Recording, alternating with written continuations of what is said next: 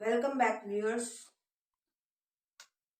हम डिस्कस कर रहे थे भारत का संविधान भाग 3 मूल अधिकार, जिसमें हम लोगों ने आर्टिकल 12, 13, 14, 15 के बारे में चर्चा कर ली थी। अब हम अपने अगले आर्टिकल 16, 17 और 18 में देखते हैं कि भारत के संविधान में हमें क्या मूल अधिकार प्राप्त हैं। तो आर्टिकल 16 हमारा कहता है कि लोक नियोजन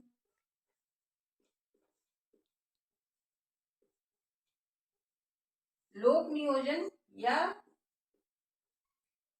सरकारी नौकरी। लोक नियोजन से तात्पर्य सरकारी नौकरी से है। सरकारी नौकरी में सभी को समान अवसर का अधिकार रहेगा, परंतु इसमें पॉजिटिव रिजर्वेशन देखने को मिलता है। पॉजिटिव रिजर्वेशन हमें दो तरह से देखने को मिलता है, एक वर्टिकल और एक horizontal. OBC, SC, ST, EWS, इसमें हॉरिजॉन्टल रिजर्वेशन देखने को मिलता है। और फीमेल्स के लिए, चाहे वो ईडब्ल्यूएस हो, चाहे ओबीसी की फीमेल हो, चाहे एससी की फीमेल हो, चाहे एसटी की फीमेल हो, ये वर्टिकल रिजर्वेशन देखने को मिलता है। तो अनुच्छेद 16 में लोक नियोजन या सरकारी नौकरी में जो अवसर है की जो समानता है, वो अवसर की समानता का मूल अधिकार सबको है, परंतु इसमें पॉजिटिव रिजर्वेशन इसलिए दिया गया है कि किसी भी क्षेत्र में पिछड़ा वर्ग वो समानता की श्रेणी में आ सके, उसे समानता का अवसर मिल सके। इस वजह से एक पॉजिटिव रिजर्वेशन की सुविधा दी गई है, जिसमें फीमेल्स के लिए वर्टिकल रिजर्वेशन और अन्य कैटेगरियों के लिए हॉरिजॉन्टल रिजर्वेशन देखने को मिलता है। अनुच्छेद 17 में अस्पृश्यता या अनटचेबिलिटी का अंत बताया गया है।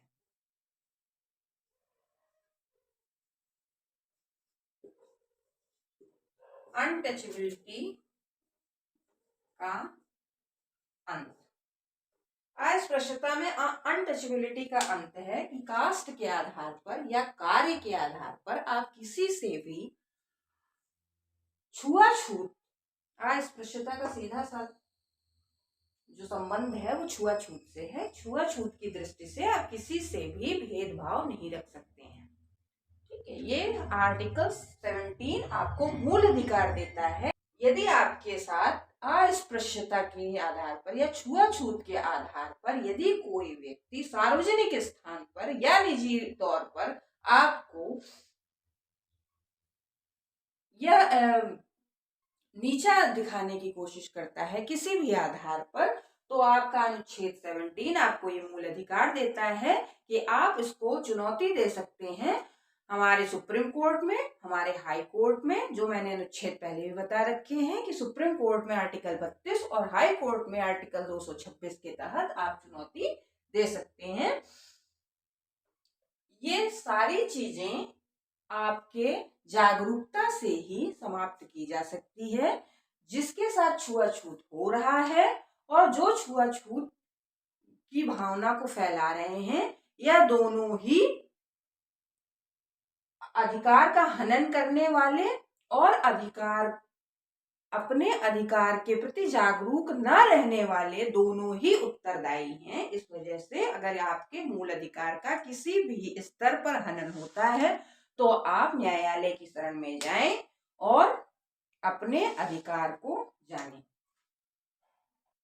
आपका यदि कोई भी अधिकार का हनन होता है, हमारा मूल अधिकार इसी वजह से जोड़ा गया है, आपको मूल अधिकार के लिए इसी वजह से जागरूक होना चाहिए कि आपको क्या मौलिक अधिकार संविधान ने दे रखे हैं और समाज में क्या कुरीतियां फैल रही हैं, इस बारे में जानना आपका हमारा दोनों का मौलिक कर्तव्य भी है।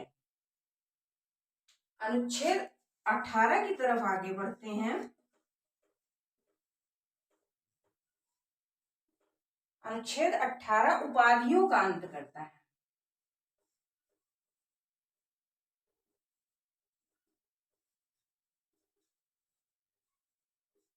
उपाधियों का अंत करता है, लेकिन वह उपाधियां जो शिक्षा के आधार पर, सुरक्षा के आधार पर, वह उपाधियां जो शिक्षा के आधार पर आपको प्राप्त हो, जैसे डॉक्टर, इंजीनियर आदि। सुरक्षा के आधार पर मेजर, कर्नल, आईएएस, आईपीएस। शिक्षा के आधार पर आईएएस, आईपीएस, दरोगा, एसएसपी, एसपी, ये सब उपाधियां जो भी हैं वो शिक्षा सुरक्षा के आधार पर हैं, तो आप इनको ले सकते हैं। और आप एक पुरस्कार मिलता है भारत रत्न का पुरस्कार, भारत रत्न और पद्म विभूषण या पद्म विभूषण, पद्मश्री आदि, ये भी आप रख सकते हैं। परंतु इनका प्रयोग आप अपने नाम के पहले न करके आपको इसे अपने नाम के बाद लगा सकते हैं। और ये 3 मूल अधिकार, या हम कह सकते हैं कि आर्टिकल 12 से लेकर के 18, आर्टिकल 12 से लेकर के 18 ये समानता और समता को के दृष्टिगत ये मूल अधिकार हमें दिए गए हैं। इसमें इस मूल अधिकारों को जानना भी हमारा मूल कर्तव्य है। और जब तक अधिकार आप तभी जान पाएंगे जब आप अपने कर्तव्य को निष्ठा से निभाएंगे। तो कहीं भी किसी भी स्तर पर कोई भी असमानता होती है तो जितना कर्तव्य उस इंसान का है जो आपके मूल अधिकार का हनन कर रहा है, उससे कहीं ज्यादा आपकी ये जिम्मेदारी बनती है कि कोई आपके साथ आपके मूल अधिकार से छेड़छाड़ ना कर सके। इसी उद्देश्य के साथ मैं ये सीरीज चला रही हूँ। और यदि आपको अच्छा लगता है तो लाइक सब्सक्राइब जरूर करिएगा।